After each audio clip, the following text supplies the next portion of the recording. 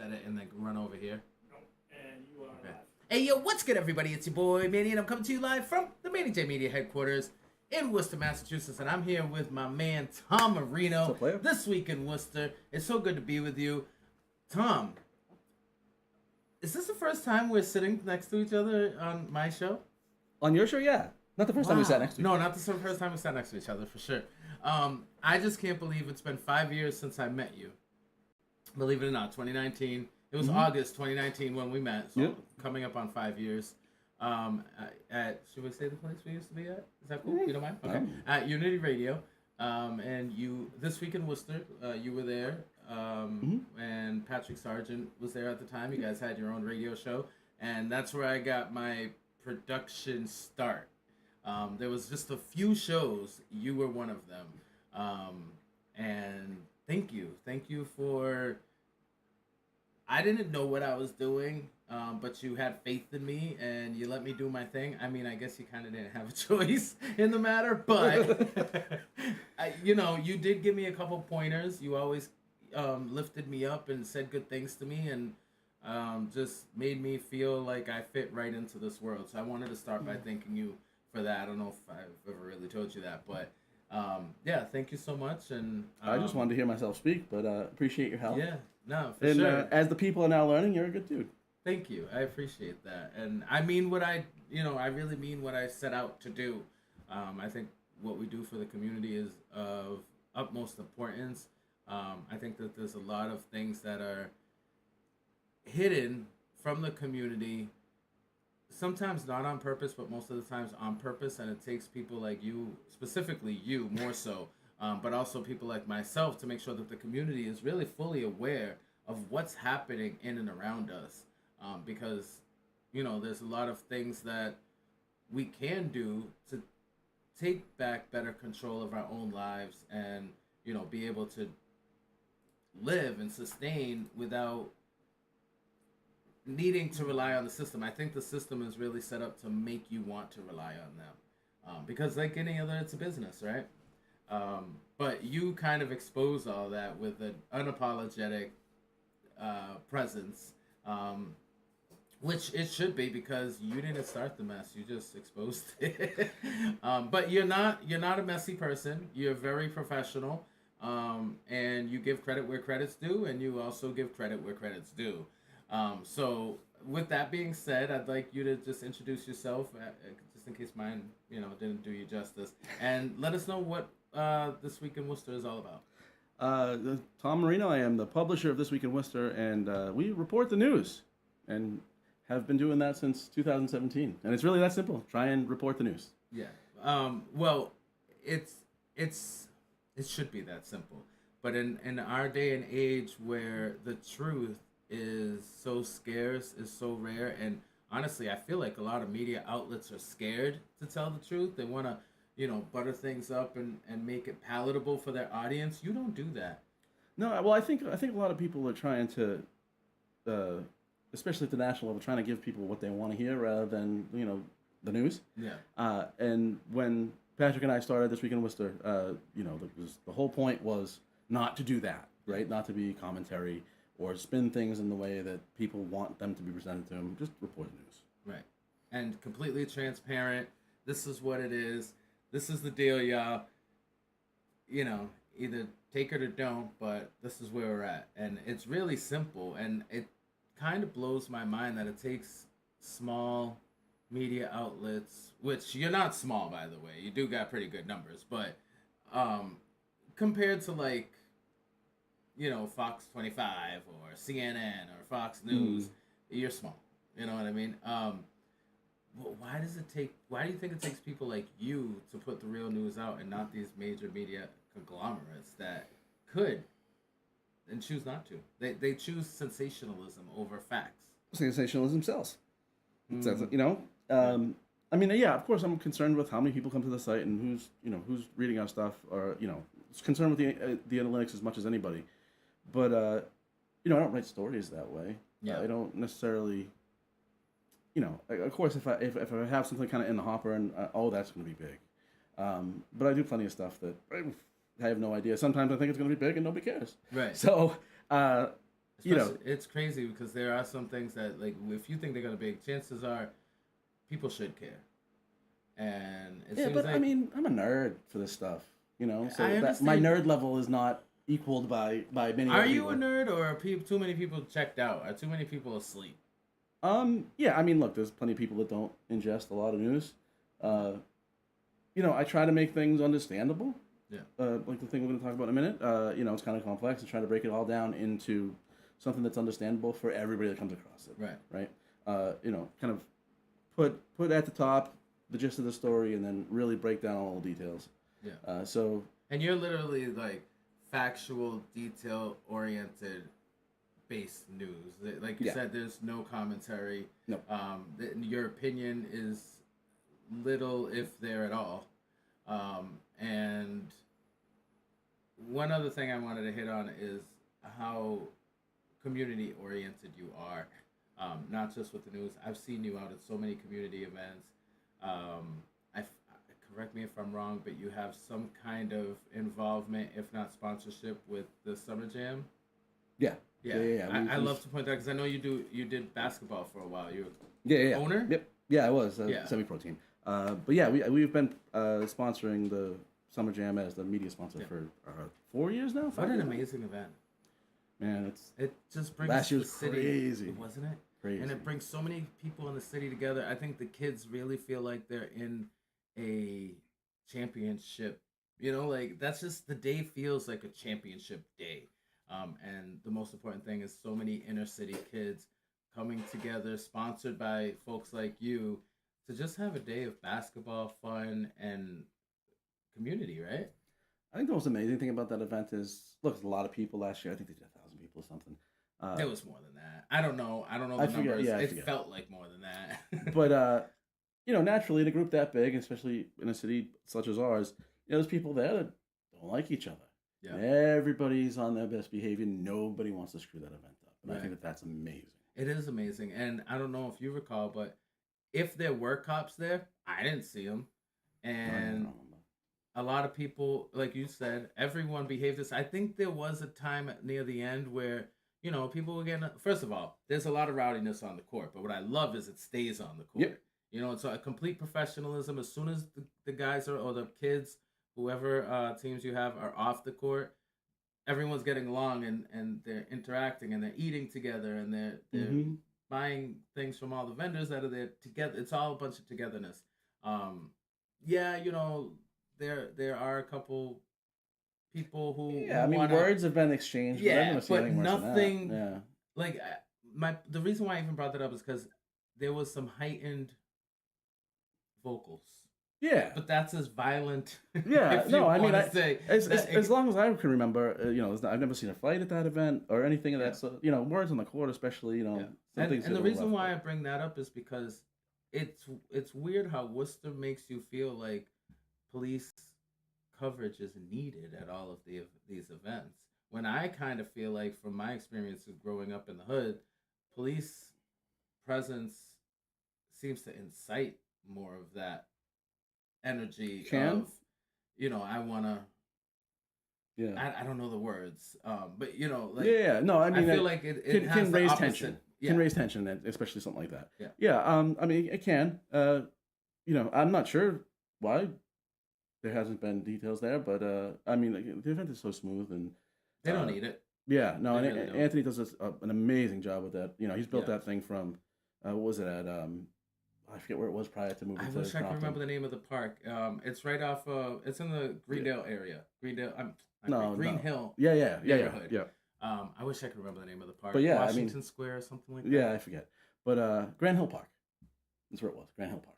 Green Hill. Before 2 years ago. Before Green Hill. Yeah, then now it's at Crompton. Okay. So just like seeing him grow that thing over time, it's an awesome thing. Yeah, and I mean, I wasn't there in the very beginning, so I don't know how small the operation was, but it's grown to a lot of people being involved now. A lot of great community members like yourself are investing in this and being involved. I don't want to talk this whole show about Summer Jam, but Summer Jam's awesome though. it is very awesome, and it's gonna be happening again this year, August 8th, I think. It's the beginning. It's like the first week, into second week of August. I'll get the date and I'll remind you. I'm actually gonna be involved again this year. I go and I do my little, Mm-hmm. you know what I do, my little event coverage. So you will be able to see it if you're not able to make it. However, it's a free event, so if you can get down there because the energy is amazing. Yeah, and there's always all sorts of food and all sorts of vendors. It's cool. And the food is but I think it's WorcesterSummerJam.com. Yeah. For the There you for go. the date. All right. And so I brought that up because, you are community. You've always been community. And one of the ways you show that is by supporting Manny J Media and what we do. You've been a supporter from day one. I mean day one of me sitting behind the production desk and just learning things and understanding this world. Then when I started working with What's Up Worcester, you had my back.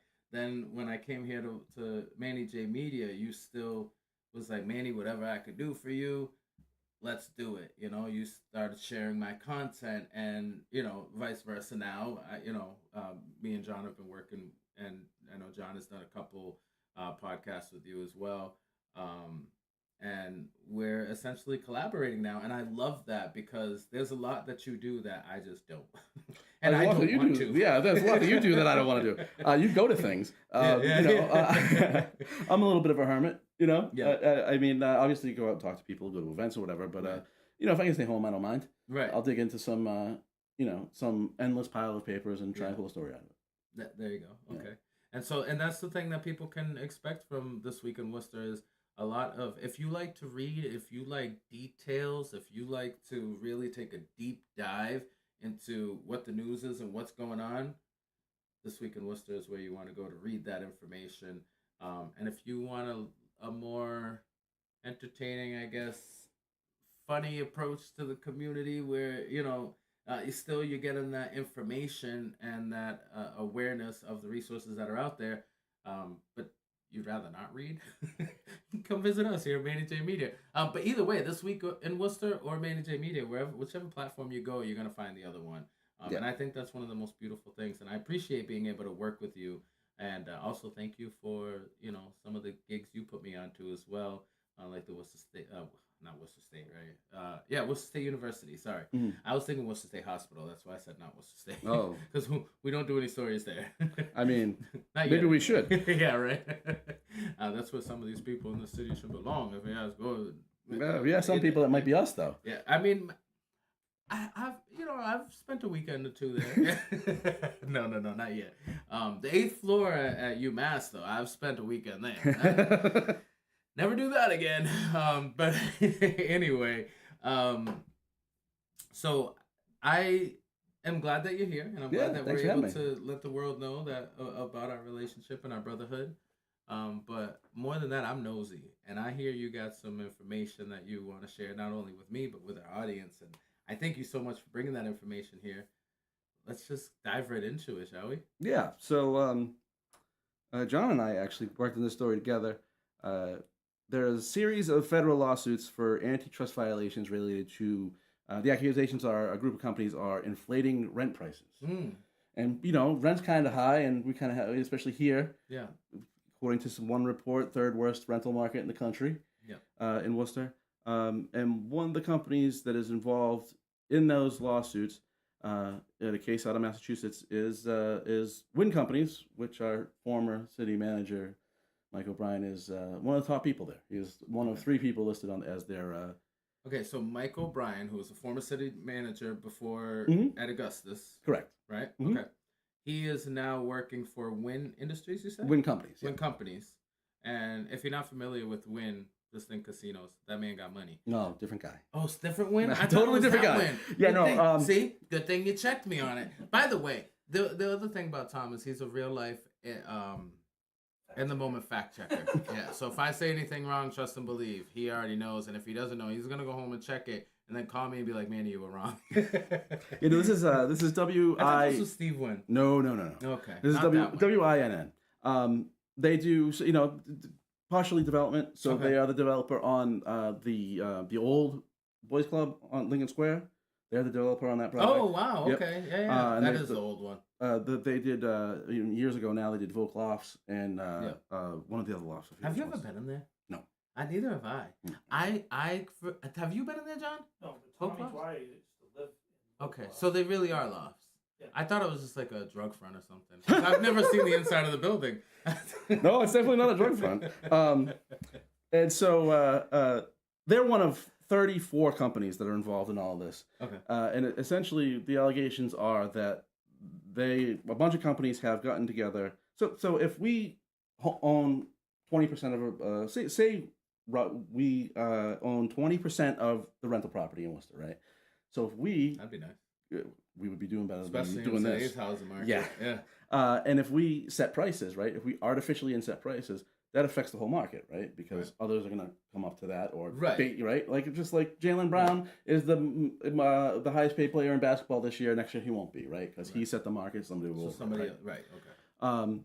And so through a piece of software, the allegations are that they're all these big companies are providing data on over 4 million rental units in the country. Yeah.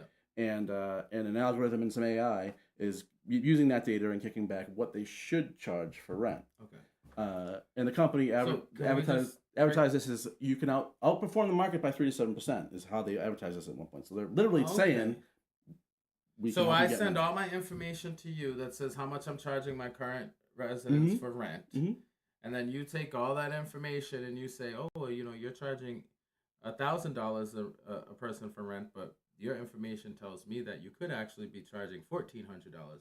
And on top of that, in some cases, they recommended that the software was recommended that they leave some vacancies in their building because they can, if they raise the rent and leave some vacancy, they can be more profitable.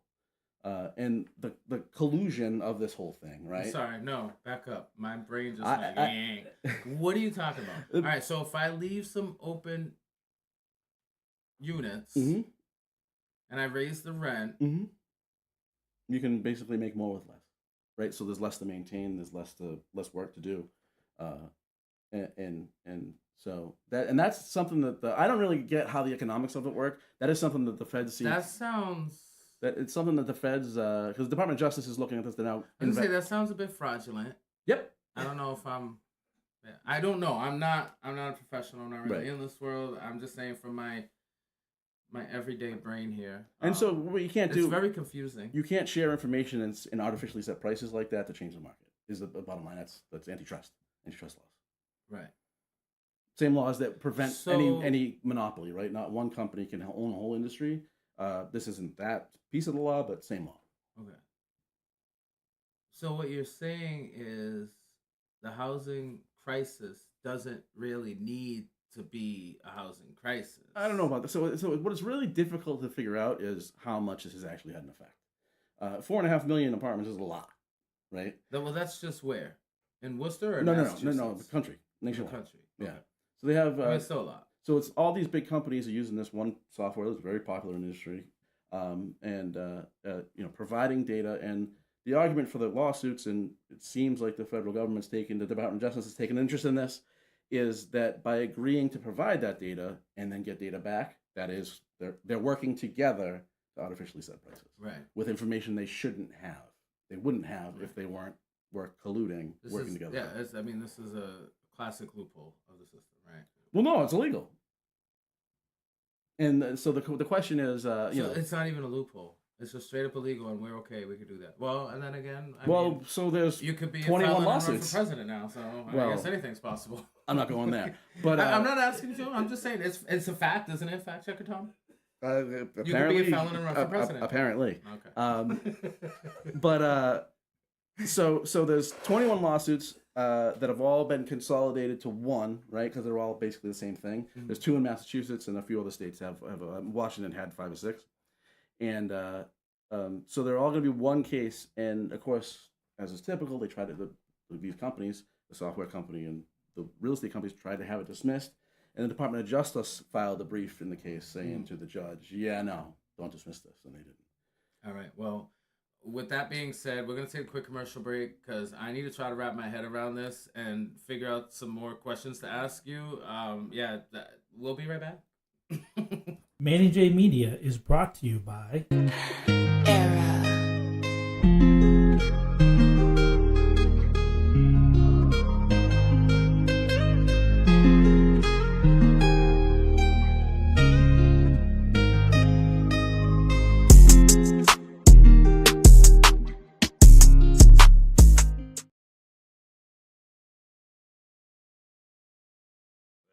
That's what I'm saying.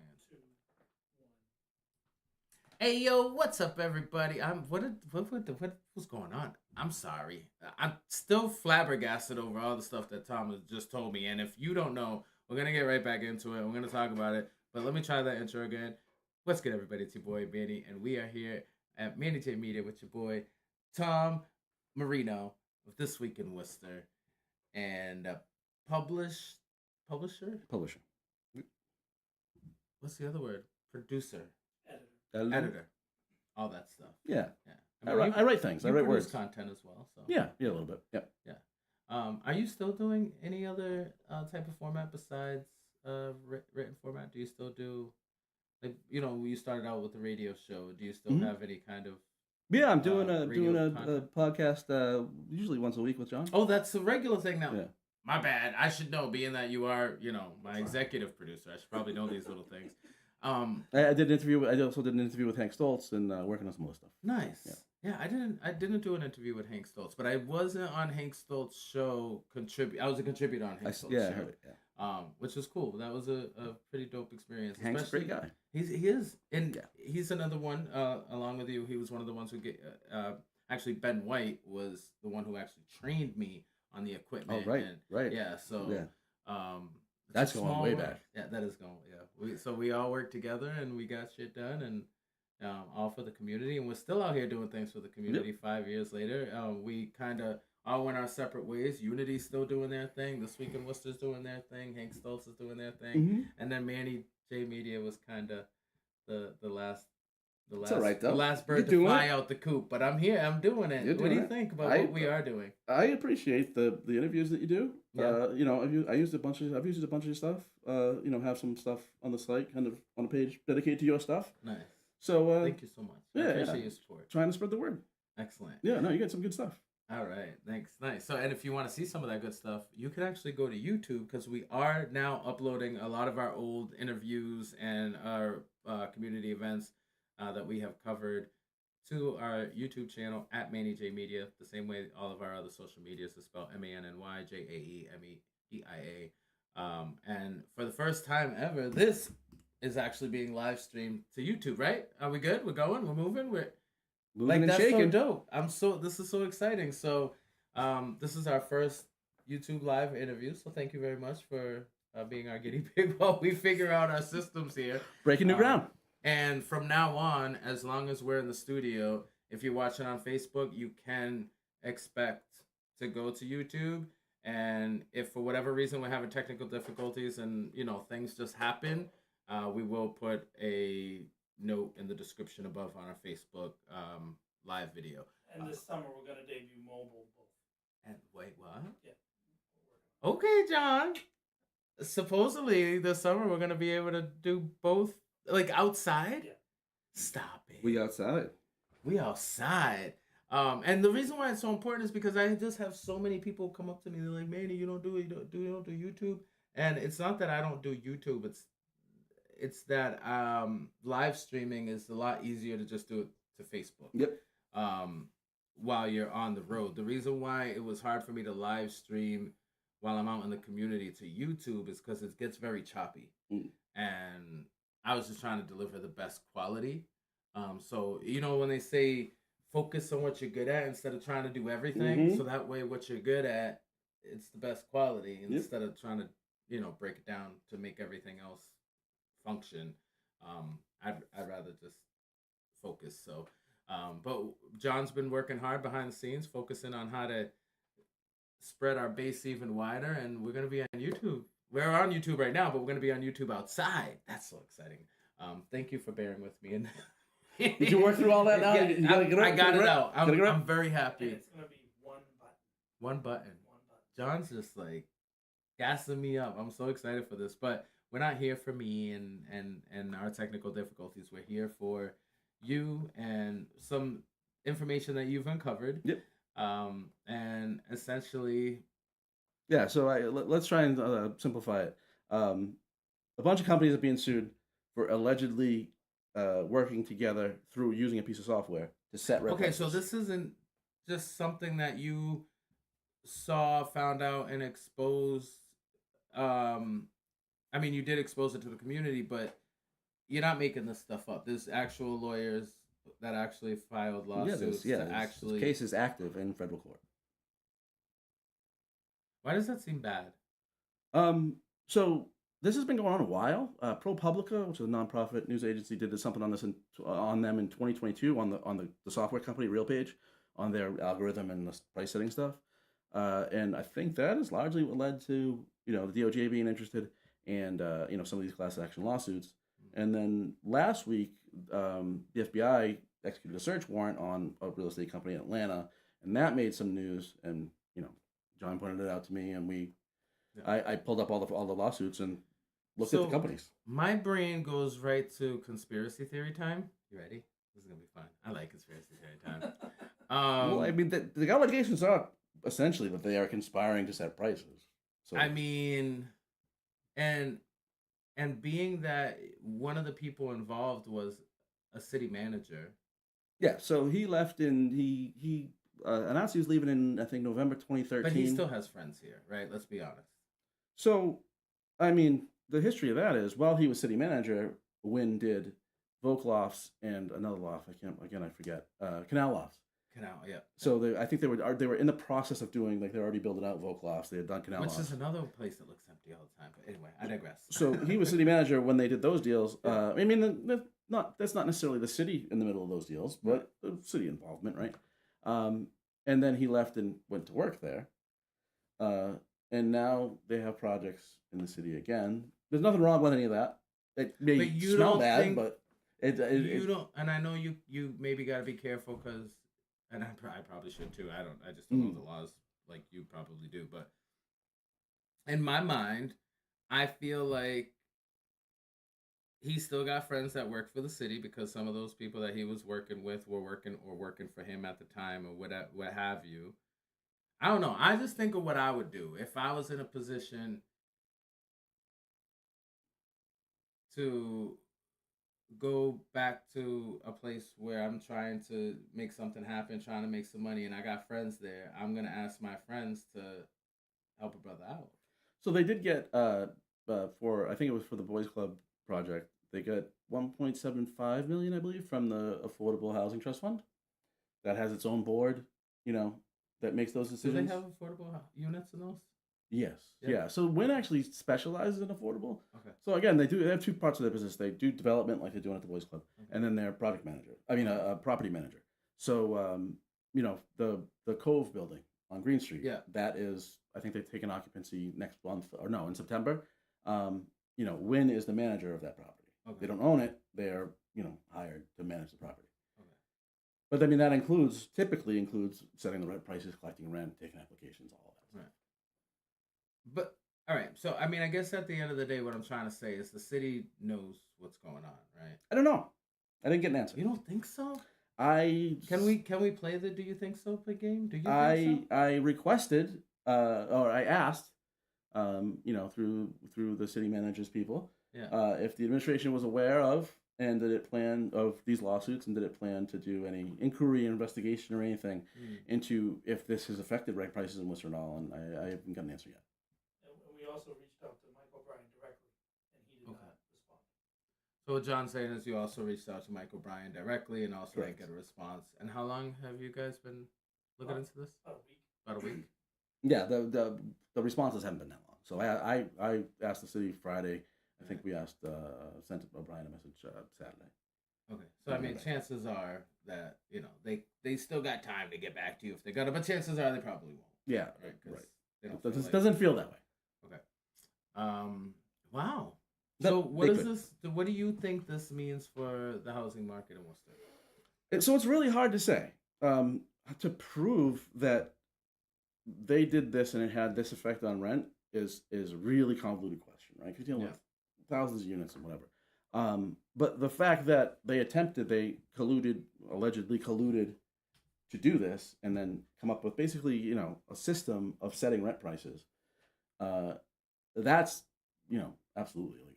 Yeah, and I mean, it definitely doesn't have the best interest of the people in mind. It's how can we best line our pockets Right. while doing our job, because they're not really worrying about housing people, Right. which is kind of sick when you think about the fact that we are in the worst housing crisis in forever. Businesses are there to make money, and they are going to do everything they can to make as much money But as there's humanly so many possible. unhoused people. Like, can't you house them first and then That's worry not their about how you're business. gonna make money? Their business is making money. Tom, I don't like that answer. But that's how it is. But I don't like. And you know, when you get into bigger businesses like that, and especially, you know, when you have investors in a company, it is your legal obligation to maximize profit because people give you money to make money on it, right? Yeah. I So- don't like that answer. Yeah, by and large, when you see companies doing, you know, public service stuff or giving money to stuff, or there's two things in there. There's two calculations there. I'm not saying everybody. Some people show goodwill, and that's great. But usually it's a marketing or taxes. Right. Marketing or money, Right. because taxes equals money, Right. especially to big businesses. Right. Um, Now, mind Wow. you know, a charitable donation, you just don't get taxed on the money you give. right. So it's not like it's a profit making thing. But you know, typically, you know, social I mean, it's a corporate it's definitely- social responsibility is a thing. I don't care what anybody says. Charities and taxes is a whole laundering scheme. Well, charity is a different story. Charity is their purpose is I think big businesses who use charities to launder money. That's what I'm saying. You know who taught me that? Donald Trump. He did. That's not exactly the you know, the best person to look to. Well, for I'm just business saying, ethics. like, that's how they do it. Like, not everybody donates to charity because they really want to, like, out of Yeah, goodwill, there's- or they have so much money they don't know what to do with it. They're like, oh, geez, let me give my money to the poor. Mm. You know, because if that was the case, then they would just pay their fair share of taxes. Yeah, Right? just to clarify, like it could be that the people, you know, there's a budget, and the people that are making those decisions are great people and want to support good causes. I'm sure, but they got to do their jobs. But they were given that budget for a reason, right? Right. The bean counters and the people that aren't in that community that invested in that business, they don't Right. want their money back and profit, right? So you know, it's not to say that everybody involved is some horrible scumbag, but I mean, Most- when you invest in something that you're not attached to, it's just an investment. Yeah. You're putting your money in to make money on it. All right, so I guess the reason why I was bringing up, like, what does the city know is because of accountability. And if you're not sure what the city knows, and is there going to be a way for you to find out what the city knows? 'Cause I want to be able to hold people accountable. Basically, what I'm asking is, now I got this information, I want to do something. What can I do? What can they do to Oh, I make mean, this information matter? so I mean, it's good that people know. So there's another company. It's actually the largest project management company in the country, Greystar, in the world. Pardon me, in the world, Greystar, and they manage 3 properties in Worcester as well. They're named in 20 of the 21 lawsuits. Wynn is named in 2 of the 21 lawsuits. Okay. But the thing that stands out with Win is Michael Bryan. Yeah, well, and they have their managing properties here now, just like Greystar. Gotcha. Of the 34 companies, they were the only 2 that I could find have property in the city. Okay. So wouldn't they be able to get let off the hook by the standard business practices cop out? No, So the software company, which is called RealPage, I don't know if I mentioned that. Yeah, you do. They argue that they built the software to be legally compliant, and that landlords don't have to take their pricing recommendations. You know. Now, is this software open to all landlords? Like, it's, Oh no, I whoever don't wants to be know. part of RealPage, they can. Yeah, I'm sure. Will take part of it. I'm sure It's not this exclusive. this piece of it. So there's multiple pieces to their platform, right? But I'm sure I don't know. I didn't go looking for pricing. That yeah, I was gonna say it's probably extremely expensive To be part of it. to have this piece of the software that is, taking all this data and Okay. spinning up. So it is exclusive. It's I mean, priced at a rate that it's gives designed it exclusivity. It's designed to sell to big companies because in exchange for the companies using this, They get all that they data. get all that data, right? And then they get to start scamming you. I don't know. That's just whenever I hear big companies giving away data, it's usually just scammers. I don't know. I watch a lot of YouTube. So the unique piece Like, of get this, NordVPN. By the way, they don't sponsor us, so don't get NordVPN. get a VPN though. The interesting part of this is like it's a software piece in the middle, right? So Yeah. the companies getting together and doing illegal things to try and manipulate prices has happened forever and will continue to happen forever. Yeah. That it is these companies are providing the data and then getting data back. That's a new wrinkle in it.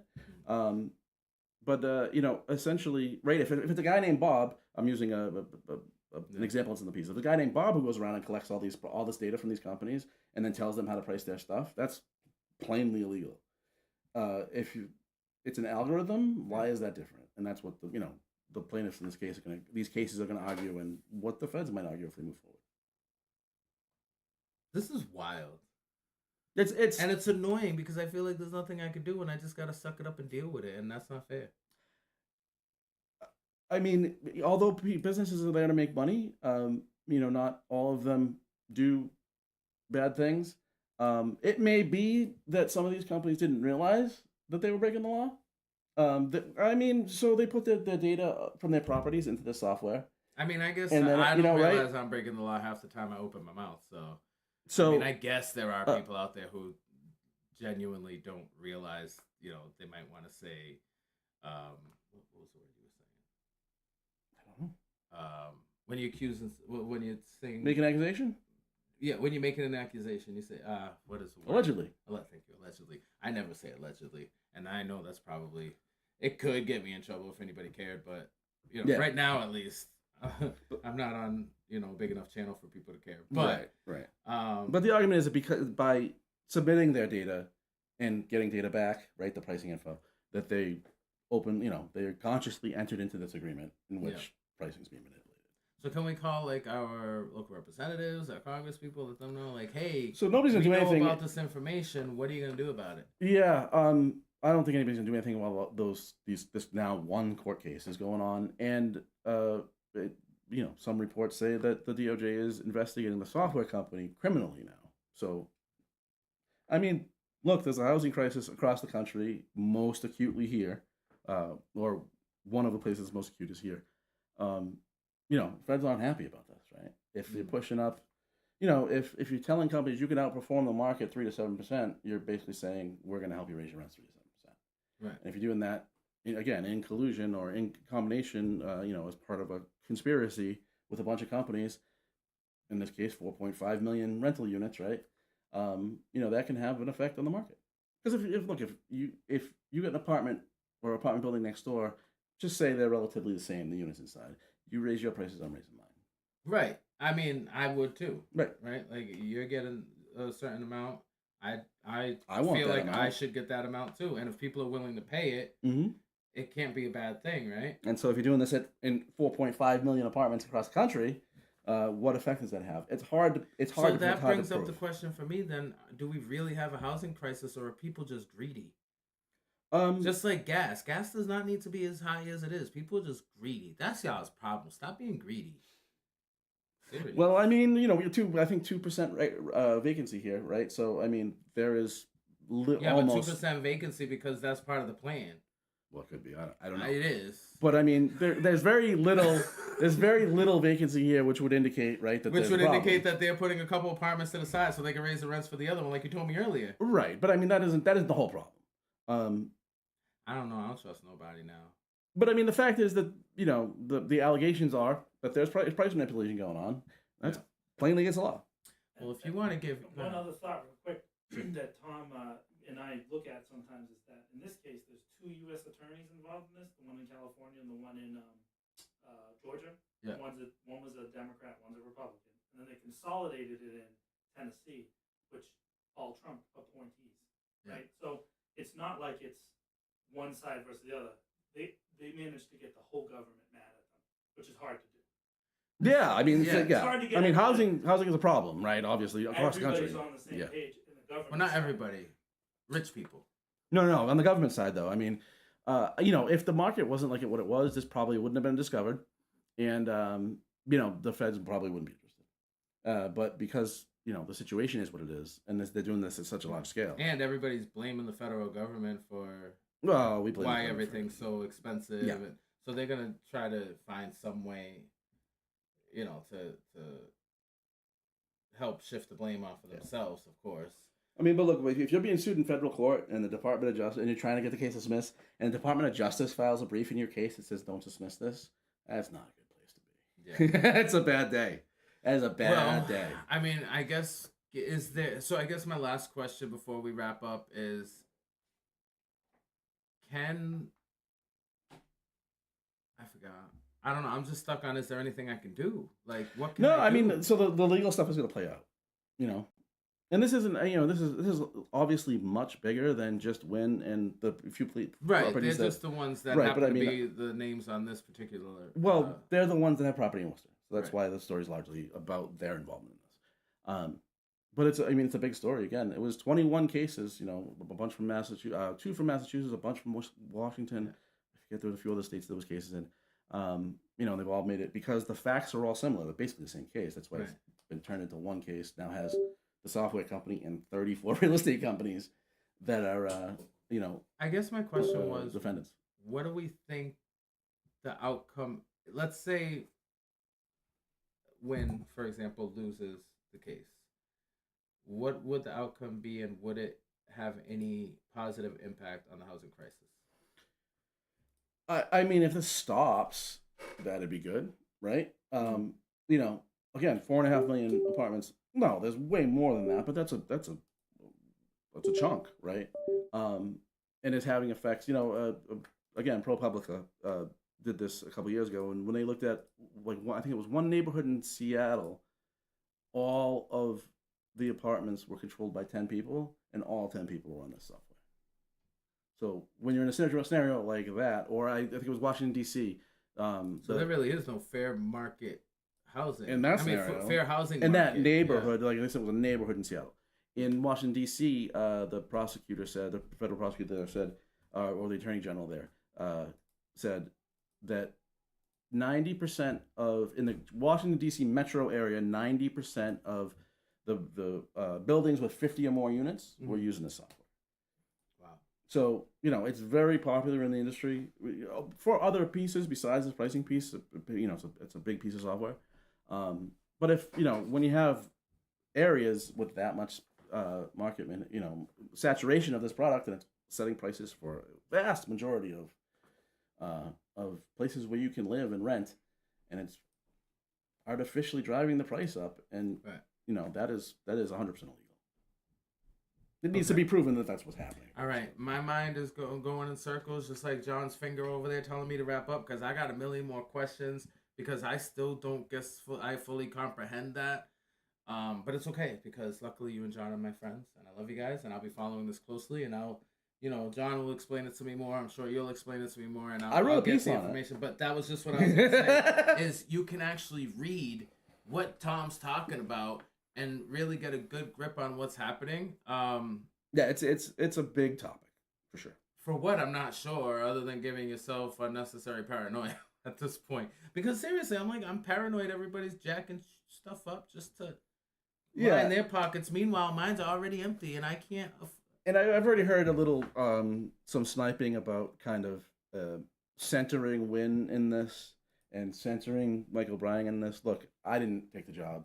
Yeah. The fact is that they're named in a lawsuit that's I don't know, related I to feel price like, manipulation. yeah. He works there. I don't know how you. I'm not going to ignore that. And absolutely not. Yeah. And especially someone who was a city manager with the connections and the privileges that you receive from that. Yeah, you should definitely not be. That's a huge conflict of interest. And actually, I'll leave you with this. Okay. Barbara, when O'Brien announced he was going to leave the job as city manager, Yeah. announced it in 2013. Barbara Haller was a city councilor forever.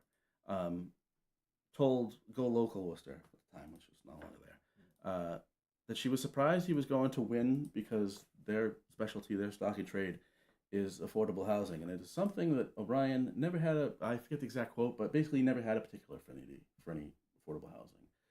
So, you weren't very interested in affordable housing when you were city manager, and now you're back with a developer developing affordable housing. Right. That just smells bad. Yeah. Just smells bad. Yeah. I'm going to shut up now because that was a perfect way to end the show for today. And I hope you'll come back and, try to explain some more things to me. It was fun. I'll try and confuse you some more. Yeah, thank you. I appreciate that. I'd love to have you back.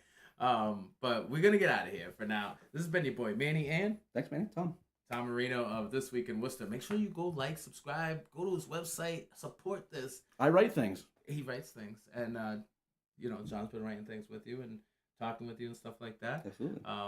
And now you're here with me, and we're just one big collaboration of local news and resources and information. And stay with us, folks. Until next time, this is Manny J Media Community Delivered. We'll see you real soon. Peace.